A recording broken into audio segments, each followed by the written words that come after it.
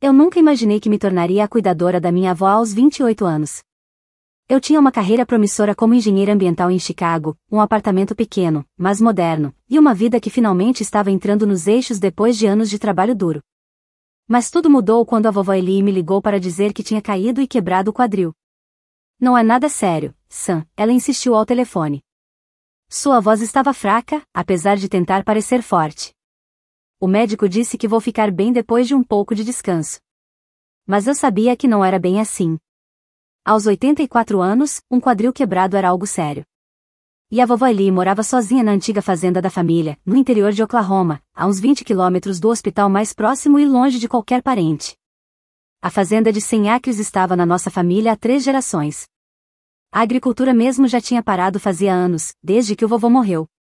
Agora, era só a vovó naquela casa enorme e antiga, cercada por campos vazios e memórias. Pedi licença do trabalho e peguei um voo para casa no dia seguinte. O plano era ficar por 2 semanas, ajudar a vovó a se organizar com o atendimento domiciliar e depois voltar para minha vida. Mas 2 semanas viraram 1 mês. 1 mês virou 3. E, pouco a pouco. Foi então que percebi que não podia deixá-la.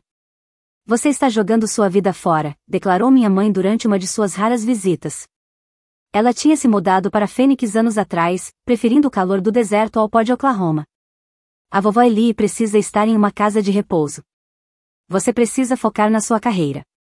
Eu não estou jogando nada fora, respondi, colocando uma xícara de chá na frente dela. Estou trabalhando remotamente, e a vovó está melhorando a cada dia.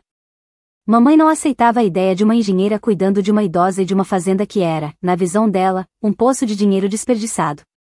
Seja realista, Samantha. Essa era minha mãe. Sempre prática, sempre focada em segurança financeira. Ela cresceu nesta fazenda e mal podia esperar para escapar. Para ela, minha decisão de ficar era simplesmente incompreensível. Meu tio Peter era ainda pior. Ligava todo mês de sua casa de férias na Flórida, supostamente para saber da vovó, mas na verdade para sugerir que eu colocasse a fazenda à venda.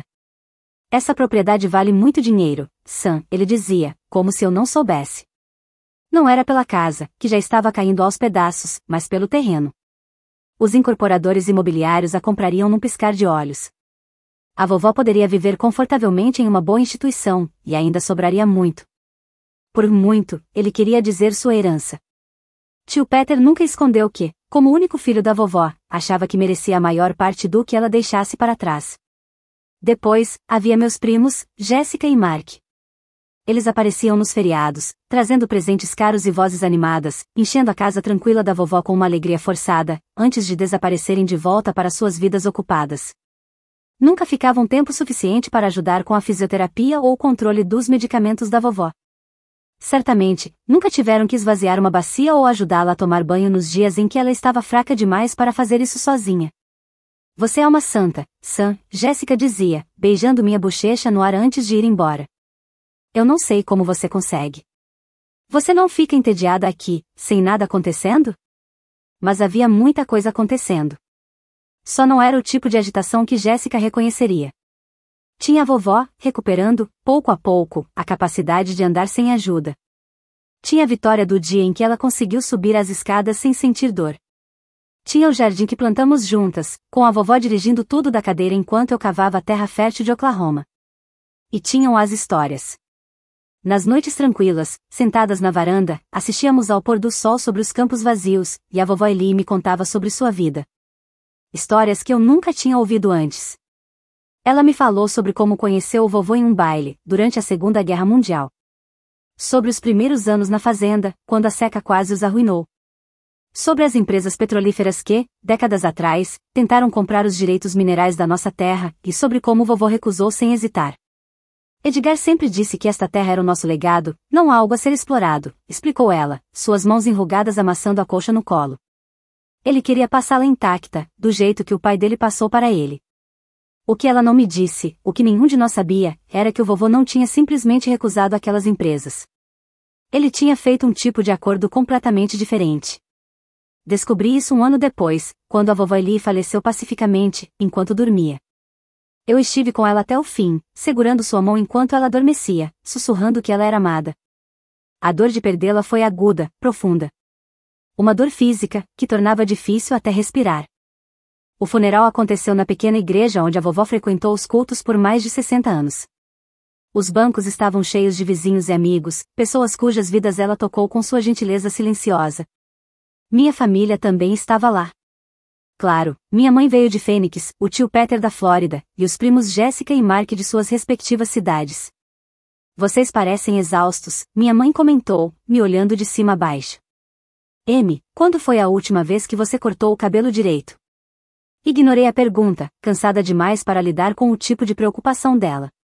Passei o último ano cuidando da vovó, vendo seus dias bons ficarem cada vez mais raros, até serem superados pelos ruins. Um corte de cabelo não tinha sido prioridade. Depois do serviço, todos se reuniram no The Farmhouse. Era a primeira vez em anos que o antigo lugar estava cheio de gente, os quartos ecoando com vozes em vez de silêncio. Me movi pela multidão o dia todo, aceitando condolências e tentando ser uma boa anfitriã, apesar da dor. Você já pensou no que vai fazer agora? Tio Peter me encurralou na cozinha enquanto eu enchia a cafeteira. Com Eli fora, não há razão para você continuar aqui. Eu ainda não decidi, respondi com sinceridade. Meu trabalho em Chicago já tinha sido preenchido por outra pessoa, e a fazenda era a coisa mais próxima de um lar que eu tinha agora. Bem, não tome nenhuma decisão precipitada, ele aconselhou, abaixando a voz. Tenho conversado com um desenvolvedor que está muito interessado nesta propriedade. Quando o testamento for fechado, todos nós podemos sair muito bem disso. Apenas assenti, emocionalmente esgotada demais para discutir. Deixei que ele fizesse seus planos. A verdade é que eu não fazia ideia do que o testamento da vovó dizia. Ela o atualizou 6 meses atrás com seu advogado, mas nunca compartilhou os detalhes com ninguém. A leitura do testamento estava marcada para a semana seguinte, no escritório de advocacia do Sr. ____. O escritório do Sr. Harrington na cidade era uma sala pequena e simples, com cadeiras desconfortáveis e revistas desatualizadas espalhadas pela sala de espera. Todos nós nos reunimos lá, minha mãe, o tio Peter, Jessica, Mark e eu. Uma reunião de família estranha, sob a frieza das luzes fluorescentes. O Sr. Harrington, um senhor na casa dos 70 anos, era um contemporâneo da vovó. Ele cuidava dos assuntos legais da família há décadas. Ajustou os óculos e começou a ler o testamento em um tom formal, enquanto o tio Peter se inclinava ansioso na cadeira. Para meu filho Peter, leu o Sr. Harrington, eu deixo a quantia de $50.000 e minha coleção de equipamentos de pesca antigos, que pertenciam ao pai dele. O rosto do tio Peter despencou. $50.000 era uma quantia considerável, mas nem de longe o valor da fazenda com a qual ele estava contando. Para minha filha linda, continuou o advogado, acenando para minha mãe, eu deixo $50.000 e minha coleção de joias, incluindo o colar de pérolas que ela sempre admirou. Mamãe assentiu rigidamente, sua expressão indecifrável. Para meus netos Jessica e Mark, deixo $25.000 cada, com a esperança de que façam bom uso. Jessica e Mark trocaram olhares. Assim como o pai, esperavam mais. Por fim, o Sr. Harrington ajustou os óculos novamente. Para minha neta Samantha, que ficou ao meu lado quando mais precisei dela, deixo a fazenda e todos os seus 100 acres de terra ao redor, junto com quaisquer bens ou direitos pertencentes à propriedade. A sala ficou em silêncio. Então, tio Peter soltou uma risada amarga. A fazenda?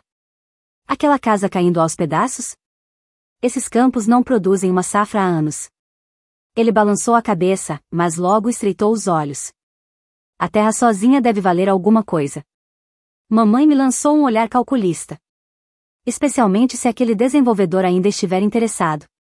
O Sr. Harrington pigarreou. Há uma carta pessoal para Samantha também, disse o Sr. Harrington, entregando-me um envelope lacrado, com meu nome escrito na caligrafia trêmula da vovó. O resto da reunião passou como um borrão de papelada e desapontamento velado da minha família. O tio Peter já estava no telefone quando saímos do escritório, provavelmente ligando para seu contato no ramo imobiliário para ver se ainda dava para fechar algum negócio. Não tome nenhuma decisão sem nos consultar, ele instruiu assim que chegamos ao estacionamento. Essa propriedade representa um legado de família. Um legado que ele estava ansioso para vender ao maior lance. Você deveria pelo menos ouvir quais ofertas estão disponíveis, acrescentou minha mãe. Aquela casa velha precisa de mais trabalho do que vale a pena. Seja prática, Samantha. Prometi pensar sobre o assunto, mais para encerrar a conversa do que por qualquer outro motivo. Tudo o que eu queria era voltar para a fazenda, minha fazenda agora, e ler a carta da vovó em paz. Assim que cheguei, sentei-me no balanço da varanda, onde tantas vezes passamos noites juntas, e cuidadosamente abri o envelope. Minha querida Sam. Se você está lendo isso, significa que fui ficar com seu avô. E agora, a fazenda é sua. Quero que saiba que esse sempre foi o plano, mesmo antes de você vir me ajudar depois da minha queda. Seu avô e eu sempre vimos algo especial em você, desde que era pequena. Um amor por esta terra que nenhum dos nossos filhos ou netos compartilhou. O que você não sabe, o que ninguém da família sabe, é que Edgar não simplesmente recusou as companhias petrolíferas todos aqueles anos atrás. Ele era mais astuto do que isso. Ele vendeu os direitos minerais de uma pequena parte da propriedade, apenas 10 acres no canto norte. Mas manteve os direitos sobre o resto, acreditando que, um dia, eles valeriam muito mais. E ele estava certo. Há 6 meses, o Sr. Harrington me ajudou a negociar um acordo com a Meridian Energy. Eles confirmaram que há depósitos significativos de petróleo na nossa terra, Sam. O contrato está no cofre, atrás do retrato do seu avô, no escritório. A combinação é a data do nosso casamento, 6 de dezembro de 39. Os primeiros poços serão instalados dentro de 1 ano após a minha morte. A renda será mais do que suficiente para restaurar a casa da fazenda. O suficiente para você viver confortavelmente. O suficiente para fazer o que quiser, sem precisar vender um único pedaço da nossa terra. Este é o seu legado agora. Não apenas o dinheiro, mas a responsabilidade de cuidar da fazenda. Esta terra está na nossa família há gerações, e agora estou confiando nela a você. Eu vi como você cuida das coisas, Sam. Como cuidou de mim. Como cuidou do jardim. Como consertou o velho balanço da varanda sem que eu precisasse pedir. Você tem as mãos e o coração do seu avô. Os outros veem essa fazenda como um peso ou um monte de dinheiro esperando para ser gasto. Você a vê como um lar. Eu te amo, minha doce menina. Obrigada pelo presente do seu tempo e cuidado nos meus últimos anos. Espero que este presente que deixo para você te traga tanta alegria quanto você me trouxe. Com todo o meu amor. Vovó Ellie. Li a carta 2 vezes, as lágrimas rolando pelo meu rosto, antes de ir direto para o escritório. O cofre, atrás do retrato do vovô, continha exatamente. No cofre, encontrei exatamente o que a vovó havia descrito. Um contrato grosso com a Meridian Energy, junto com pesquisas geológicas confirmando depósitos significativos de petróleo em toda a propriedade. A renda projetada era impressionante. Milhões ao longo da vida útil dos poços. Passei a noite inteira acordado, pensando no que isso significava. No que a vovó havia me confiado. Em como honrar tanto essa oportunidade financeira quanto o legado da nossa família. Pela manhã, eu já tinha um plano para os próximos 6 meses. Não contei nada à minha família sobre os direitos do petróleo. Quando o tio Peter ligou, animado, dizendo que um desenvolvedor estava disposto a pagar um bom preço pela terra, recusei educadamente. Quando minha mãe sugeriu vender pelo menos uma parte da propriedade para financiar uma vida de verdade na cidade, mudei de assunto. Essa fazenda está consumindo todas as suas economias, ela avisou durante uma ligação. Você está ficando tão teimosa quanto a Ellie. Obrigado, respondi, levando como um elogio. O que claramente não era a intenção dela. Enquanto isso, a Meridian Energy começou a instalação do primeiro poço na minha propriedade. Trabalhei lado a lado com suas equipes ambientais para garantir que o impacto na terra fosse o menor possível. Usei parte dos primeiros pagamentos para começar a restaurar a casa da fazenda. Contratei empreiteiros locais para consertar o telhado e substituir o encanamento antigo. Quando o primeiro poço ficou pronto para a produção, decidi que era hora de reunir a família. Enviei convites idênticos para minha mãe, tio Peter, Jéssica e Mark. Vocês estão cordialmente convidados para uma reunião na fazenda da família para celebrar novos começos. Sábado, 12 de junho, às 14 horas. Todos aceitaram o convite, provavelmente curiosos para saber o que eu poderia estar comemorando naquele poço de dinheiro de fazenda. O dia do encontro estava perfeito, céu azul, brisa suave, os campos ao redor da casa da fazenda exuberantes e verdes. Eu tinha pintado a casa, reconstruído a varanda e reformado o jardim. O lugar estava mais bonito do que em décadas. O tio Peter foi o primeiro a chegar, seu SUV de luxo levantando poeira na entrada de terra. Ele desceu do carro e olhou ao redor, visivelmente surpreso. O lugar está diferente, comentou, analisando as melhorias. Você tem estado ocupada. Tenho, sim, respondi, conduzindo-o até a varanda dos fundos, onde preparei refrescos. Mamãe, Jéssica e Mark chegaram logo depois, fazendo observações parecidas sobre a transformação da fazenda. Isso deve ter custado uma fortuna, minha mãe disse, desconfiada. De onde veio o dinheiro, Samantha? Na verdade, foi por isso que chamei vocês aqui hoje, respondi, entregando a cada um copo da limonada favorita da vovó. Quero mostrar algo a vocês. Conduzi-os pelo campo, seguindo um caminho recém-cascalhado em direção ao canto norte da propriedade. Quando chegamos ao topo de uma pequena colina, a estrutura apareceu diante de nós, um poço de petróleo, sua unidade de bombeamento movendo-se ritmicamente contra o horizonte. Todos pararam no meio do caminho. O tio Peter foi o primeiro a quebrar o silêncio, sua voz vacilante. Isso é um poço? É petróleo? O tio Peter perguntou, ainda sem acreditar. Sim, confirmei. O primeiro de vários que a Meridian Energy vai instalar no próximo ano. Tem petróleo nessa terra? Mark perguntou, incrédulo. Bastante, de acordo com as pesquisas, respondi, entregando a cada um deles uma cópia de uma versão simplificada do contrato. O vovô já suspeitava há décadas. Ele vendeu os direitos minerais de uma pequena parte da propriedade, mas manteve o resto. A vovó finalizou este acordo 6 meses antes de falecer. Eles olharam para os papéis, depois para o poço e, por fim, para mim. Suas expressões eram uma mistura de choque, confusão e, lentamente, compreensão. Durante todo esse tempo. O tio Peter murmurou, pensativo. Quando pensávamos que essa terra não valia nada. Ela nunca foi inútil, corrigi. Sempre foi valiosa. Como nossa casa de família, nossa herança, o lugar onde a vovó e o vovô construíram suas vidas. O petróleo é apenas um bônus. Quanto? Jéssica perguntou sem rodeios, analisando o contrato. Quanto isso vale? As projeções estão no contrato, respondi. Mas é uma quantia substancial. Mamãe ergueu os olhos dos papéis, seu rosto estava pálido. E Eli deixou tudo isso para você? Só para você? Ela me deixou a fazenda e tudo que pertence a ela, confirmei. Incluindo os direitos minerais. Um silêncio pesado tomou conta do grupo enquanto todos digeriam a informação. A fazenda que antes eles queriam que eu vendesse, agora se revelava um patrimônio milionário. O tempo que, para eles, eu desperdicei cuidando da vovó se transformou em uma herança muito além de qualquer uma de suas expectativas. O tio Peter finalmente quebrou o silêncio, forçando um sorriso. Bom, acho que parabéns estão em ordem. Você com certeza teve sorte, Sam.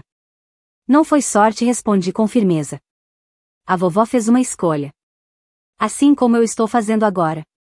Entreguei a cada um deles um segundo documento, um contrato legal estabelecendo a Fundação Eli e Edgar Williams. 50% da receita do petróleo vai para essa fundação, expliquei.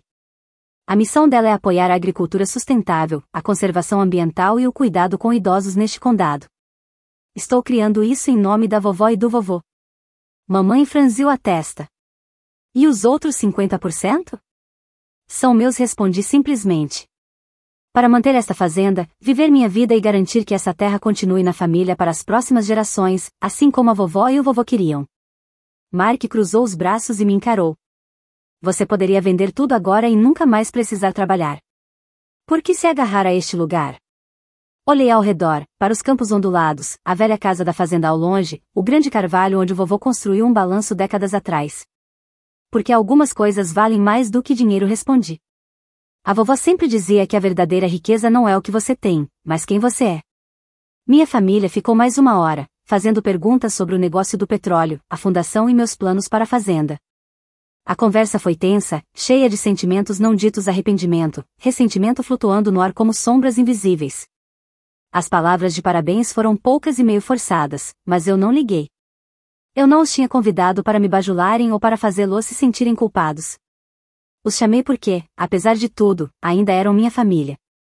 E porque queria que entendessem o que a vovó sempre tentou nos ensinar, que o cuidado e a presença importam mais do que o sucesso material, que um legado não é só sobre dinheiro e que, às vezes, as coisas que parecem menos valiosas são as que mais fazem falta quando se vão. Me sentei no balanço da varanda recém-reconstruída e observei o sol começando a se pôr. Ao longe, o poço de petróleo mantinha seu ritmo constante, puxando tesouros escondidos das profundezas da terra. Mas o verdadeiro tesouro, eu sabia, era a lição que a vovó me deixou: enxergar valor onde os outros não veem nada, cuidar do que realmente importa e entender que os legados mais ricos nem sempre são visíveis para quem olha de fora. Passei a mão pela madeira lisa do balanço, me sentindo mais perto da vovó do que em qualquer outro momento desde sua partida. Agora eu entendo, sussurrei para o vento da noite. Obrigada. E, em algum lugar, gosto de imaginar que a vovó Eli estava sorrindo.